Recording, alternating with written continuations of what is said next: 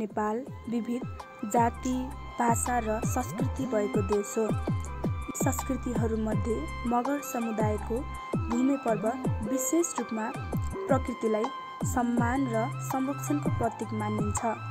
भूमि पर्वमा सामान्यतः विभिन्न ठाउँमा बसोबास गर्ने मगर जातिहरू सामूहिक रूपमा भेला भएर नाच्ने गर्दछन्।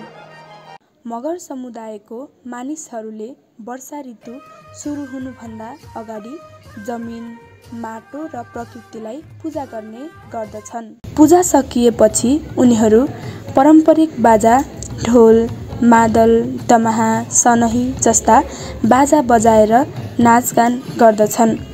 सबै उमेर समूहका मानिसहरू आएर रमाउँदै नाच्ने गर्दछन्, जसले एक पुस्ताबाट अर्को पुस्तामा संस्कृति हस्तान्तरण गर्न सहयोग गर्दछ। पूजा र नाचगान सकिएपछि सबैजना भेला भएर सामूहिक भोजन गर्दछन्, जसले एकता र सहकार्यको भावना प्रगाढ बनाउँछ। भूमि पर्व एउटा सांस्कृतिक र धार्मिक कर्म मात्र नभएर एउटा समाजमा एकता र सहकार्य बलियो बनाउने माध्यम पनि हो।